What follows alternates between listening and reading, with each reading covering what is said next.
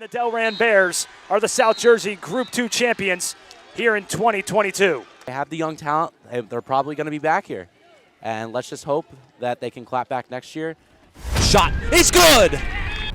And Quentin Rosano gets it done for the Knights.